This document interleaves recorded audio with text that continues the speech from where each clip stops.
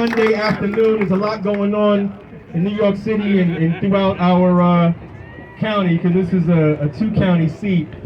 But you came out here to support an amazing candidate, and I want to talk a little bit more about her labor. But I want to talk about you. I want to talk about labor and how you propel the world. I want to talk about our communities and how you make sure that things are built right, that we're served right. So labor, give labor a round of applause for showing up. I failed to introduce myself. I am New York State Senator Jamal Bailey, but in this role, I am the chair of the Bronx Democratic County Committee. And thank you. And we'll be shouting out so many folks that have come out and made this possible, but I want to introduce somebody who's going to get a chance to represent this area. Maybe. But he's been representing for quite some time. From the city council. Was he the youngest? Were you the youngest in the history of the Bronx, Richie? I think he was. The oldest at heart. But the oldest at heart. He has an old soul. He's one of our best public speakers. He is one of our best thought leaders. He is one of our shining stars. And I'm going to take one of his lines that he says, even though he's still younger than me, he's one of the elder statesmen in Bronx politics. But he's a force to be reckoned with, and he's somebody that we're glad that he's supporting Miguelina Camilo for New York State Senate. And I introduced to no one and just bring to the stage, because you all know him, Congressmember Richie Torres.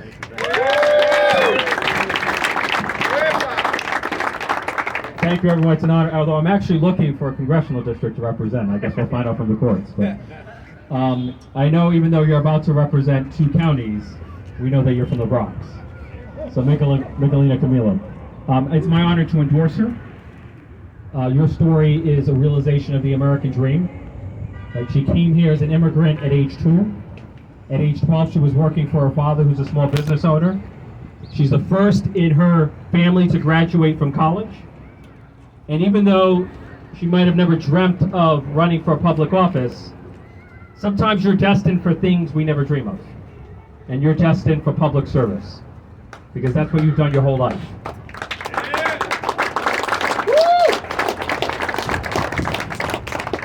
And as a lawyer, you understand the power of representation. Right? Representation means the difference for a tenant between remaining in your home or facing eviction.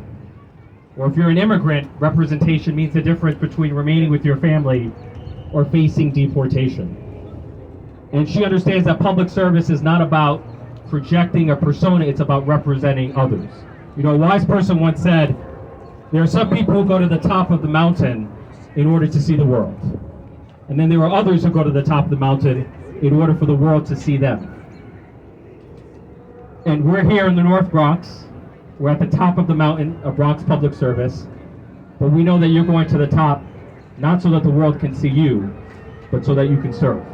Because that's what you've done as a Bronx family lawyer, and that's what you will do as a lawmaker for Bronx families. And you have my support 100%. So thank you.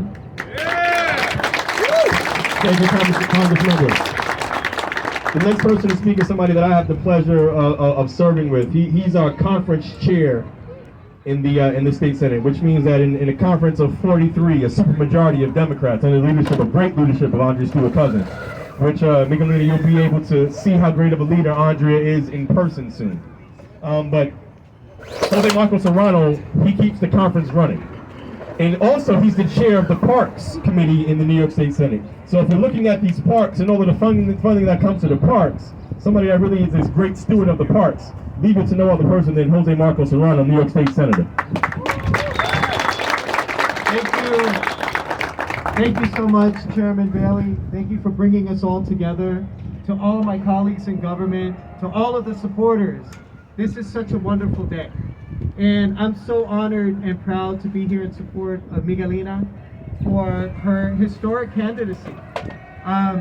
She is a person with tremendous talents, with tremendous skill, and someone who I think will do a tremendous service to our community.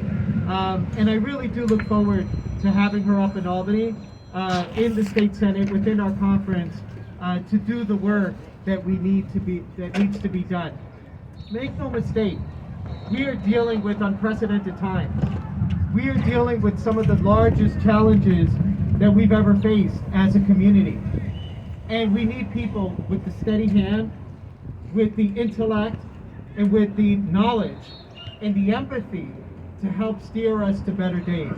So that's why I'm so grateful to all my colleagues, to Chairman Bailey, to everyone here to support such a wonderful and historic candidacy in Miguelina. Onward to victory. Thank you. Thank you, thank you.